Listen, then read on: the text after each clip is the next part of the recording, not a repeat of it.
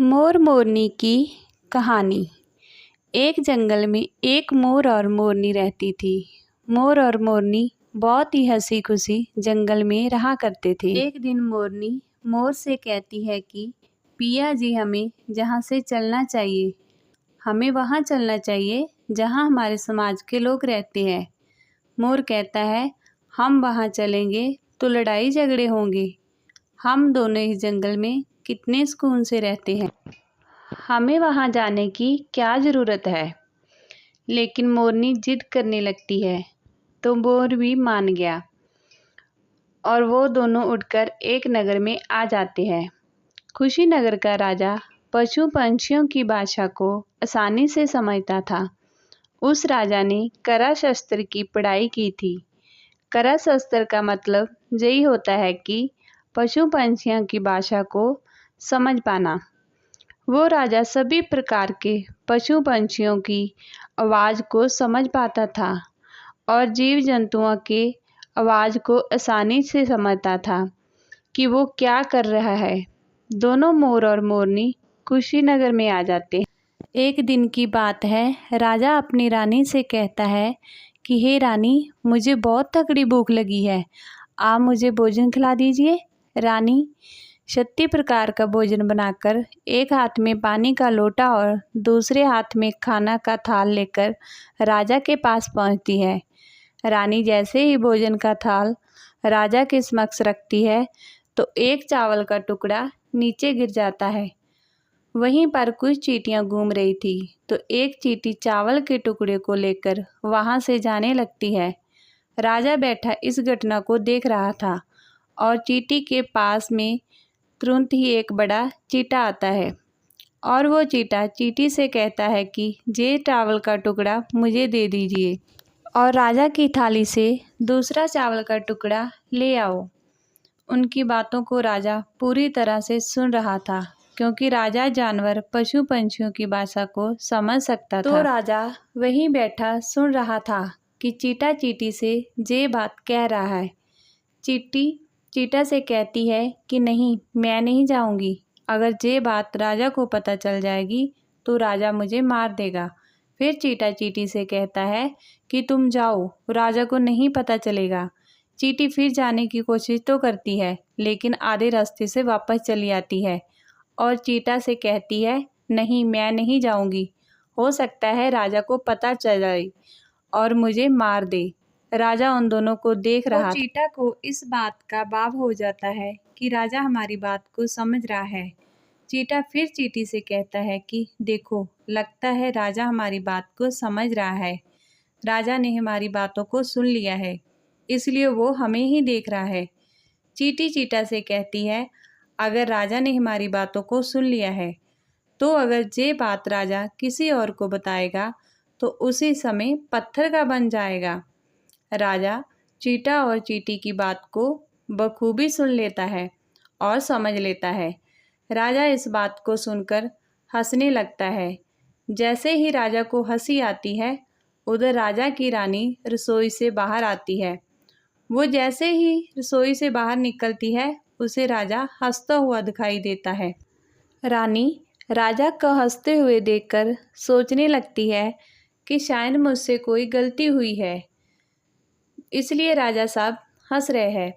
रानी राजा के पास आती है और कहती है, महाराज, क्या मुझसे कोई गलती हुई है कि आप इतने ज़ोरों से हंस रहे हैं? राजा रानी से कहता है कि नहीं नहीं, ऐसी कोई बात नहीं है, मुझे बस यूं ही हंसी आ गई। रानी जिद करने लगती है और कहती है, आपको मुझे बताना पड़ेगा कि आप क्यों हंस रहे हैं। राजा बार बार मना करता है क्योंकि राजा को पता था, क्योंकि चींटी ने कहा है कि अगर मैं चींटी वाली बात किसी को बताऊंगा तो मैं पत्थर का बन जाऊंगा। इसलिए राजा रानी को ये बात नहीं बताना चाहता था। लेकिन रानी बार बार जिद करती है और कहती है कि आपको मुझे बताना ही पड़ेगा कि आप क्यों हंस रहे थे। अगर आप मुझसे सच्चा प्यार करते हैं, अगर आप मुझे अपना समझते हैं तो आपको ये बताना पड़ेगा कि आप क्यों हंस रहे थे। अब राजा बड़ा धर्म संकट में पड़ जाता है। राजा सोचता है जे बात रानी को बताऊंगा तो मैं पत्थर का बन जाऊंगा। और फिर सोचता है अगर नहीं बताऊंगा तो रानी का विश्वास खत्म हो जाएगा। रानी बहुत जिद करने लगती है। कहते हैं ना, 13 हट और 12 हट बहुत तगड़ी होती है। इन दोनों हट से बच के रहना चाहिए। रानी के 13 हट के सामने राजा को झुकना पड़ता है और राजा रानी से कहता है कि ठीक है, अगर ये बात मैं आपको बताऊंगा तो बाद में आपको पछताना पड़ेगा। रानी कहती है कि अभी तो आप कह रहे थे कि कोई बात ही नहीं है, अभी आप कह रहे हैं कि मुझे पछताना पड़ेगा। रानी कहती है कि ज़रूर कोई तगड़ी बात है और रानी और ज़्यादा जिद करने लगती है। तब राजा कहता है ठीक है, अगर आप नहीं मान रही है तो चलिए, मैं किसी जंगल में ये बात बताऊंगा। राजा रानी रथ पर सवार होकर जंगल के लिए निकल जाते हैं। जैसे ही वो घनघोर जंगल में पहुंच जाते हैं तब राजा सारी बात रानी को सुनाने लगता है। जैसे ही राजा थोड़ी थोड़ी बात रानी को सुनाता गया और राजा धीरे धीरे पत्थर का बनता गया। जैसे राजा ने आधी बात रानी को सुनाई, राजा आधा पत्थर का हो गया।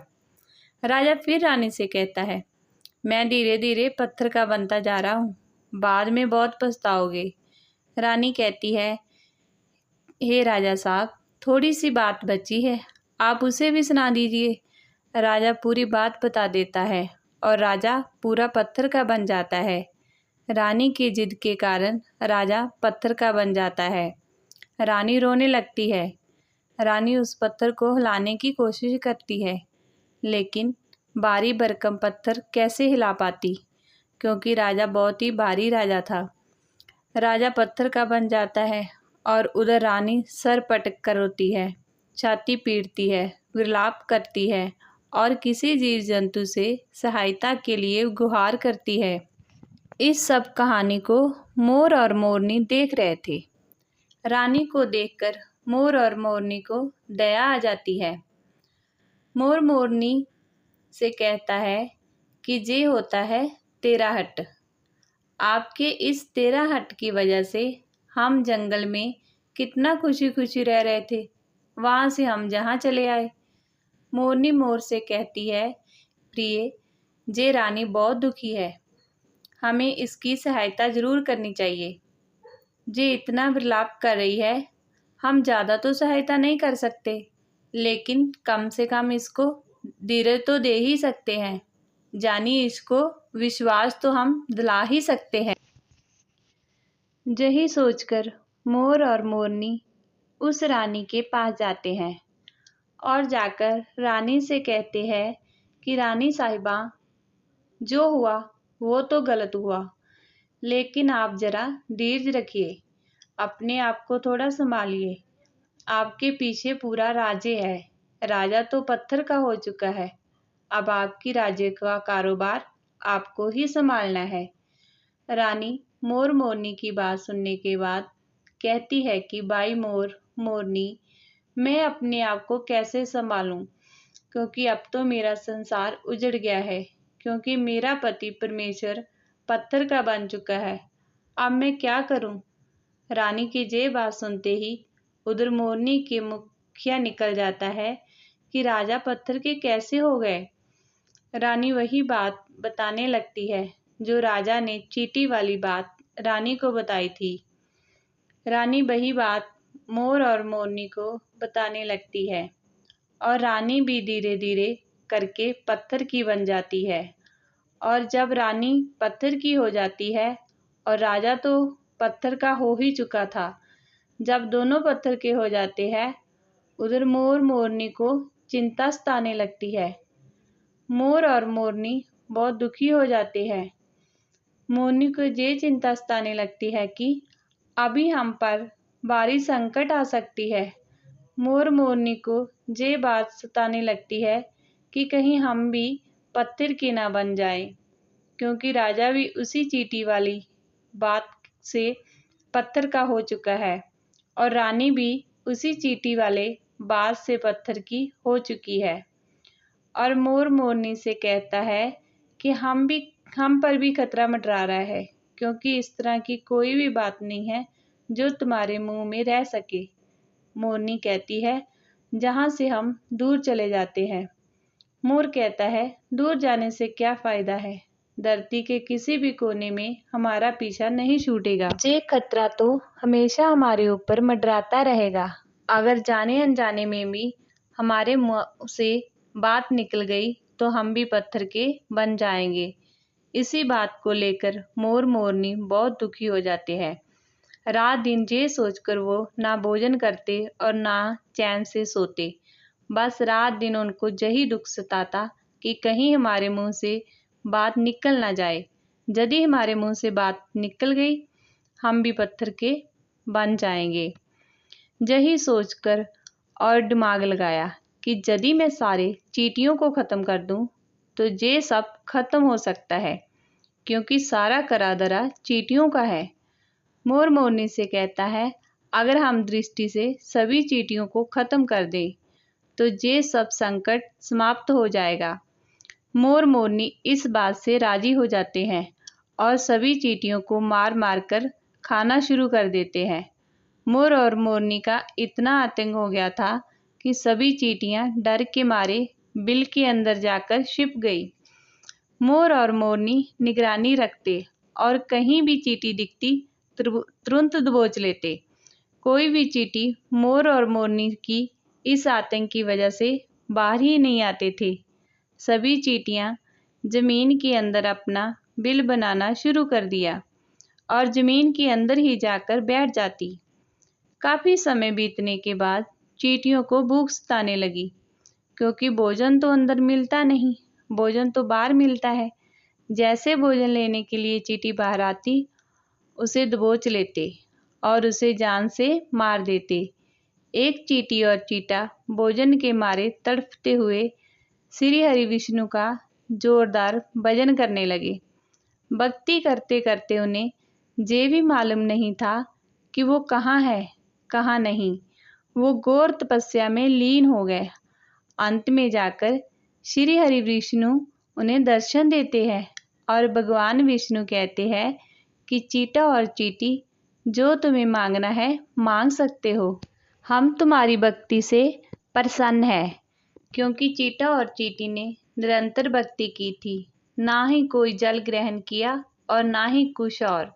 इसलिए भगवान विष्णु बहुत जल्दी प्रसन्न हो गए। वहाँ चीटा और चीटी ना जाने कितने दिनों से भूखे और प्यासे थे। दोनों एक ही बात कहते हैं कि हे प्रभु, अगर आप हमें वर देना चाहते हैं तो हमारे पेट में गांठ लगा दीजिए। उन्होंने सोचा, अगर हमारा पेट ही नहीं होगा तो हम बाहर क्यों जाएंगे और मोर मोरनी हमें नहीं खाएंगे। इसलिए उन्होंने मांगा, हे प्रभु, हमारे पेट में गांठ लगा दीजिए। भगवान विष्णु कहते हैं, तथास्तु, और चींटियों के पेट में गांठ लग जाती है। आज भी चींटियों के पेट में गांठ लगी हुई है। चींटियों का पेट नहीं होता। फिर चीटा और चीटी भगवान विष्णु से कहते हैं कि हे प्रभु, हमारे पेट में तो गांठ लग गई, लेकिन अभी भी हमें मोर और मोरनी से खतरा है। मोर और मोरनी हमारे इंतजार में अभी भी ऊपर जमीन पर बैठी है और वो लोग हमें जैसे ही देखेंगे मार देंगे। भगवान विष्णु चीटा और चीटी को मोर के सामने लाते हैं। भगवान विष्णु मोर और मोरनी से कहते हैं कि अब से तुम चींटियों को शिकार करना बंद करो।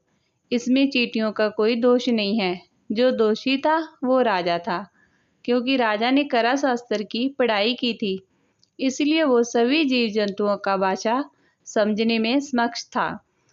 उसके साथ साथ वो जिस भाषा को समझता था, उनका रूप बदलने में भी समक्ष था।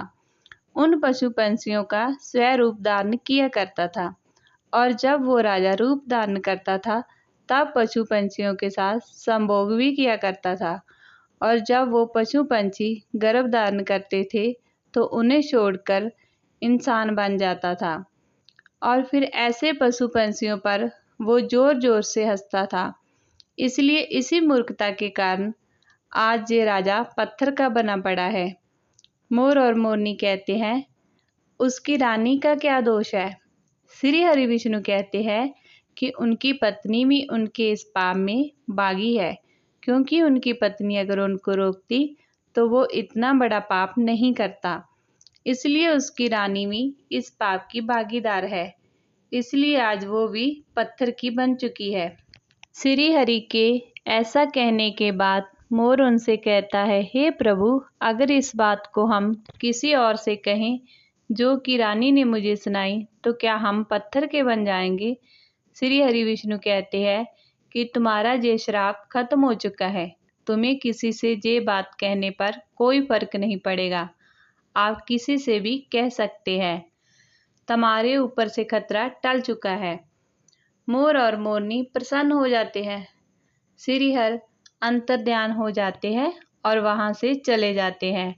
मोर और मोरनी जोरदार नाचने लगे। उनकी खुशी का कोई ठिकाना नहीं था।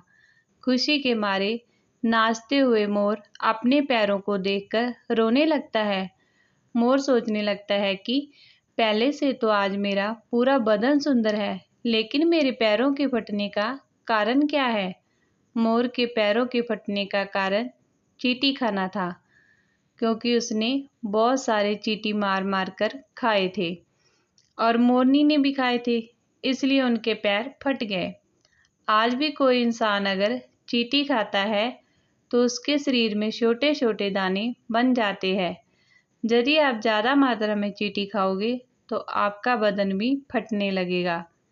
इसी तरह मोर के पैर भी फट गए थे, बदसूरत हो गए थे, इसलिए मोर अपने पैरों को देखकर जोर जोर से रोने लगा। मोरनी कहती है, धीरज रखिए, जो होना था वो तो हो गया, रोने से क्या होगा? मोर नाचता है और जोर जोर से रोता है, इसलिए मोरनी उसके आँखों से आंसुओं को नीचे गिरने से रोकती है, लेकिन रोक नहीं पाती, तो वो एक एक आंसू उठाती और अपने मुख में रखने की कोशिश करती है, लेकिन कितना मुख में रखती, आंसू सीधे मोरनी के पेट में चले जाते हैं। इस तरीके से बार बार मोरनी मोर के आंसुओं को रोकती और मोर नाचता और खूब जोर जोर से रोता। मोर के आंसू और मोरनी के प्यार को देखकर भगवान श्री हरि फिर से दर्शन देते हैं। मोर मोरनी को आशीर्वाद देते हैं और कहते हैं कि तुम्हारा प्यार ऐसे ही सदा बना रहे।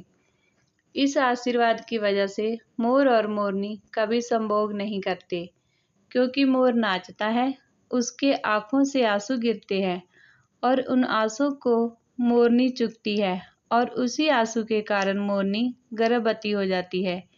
भगवान श्री हरि मोर मोरनी को आशीर्वाद देते हैं और कहते हैं, तुम धन्य हो, एक समय ऐसा भी आएगा कि तुम्हारे पंखों को मुकुट बनाकर धारण करेंगे।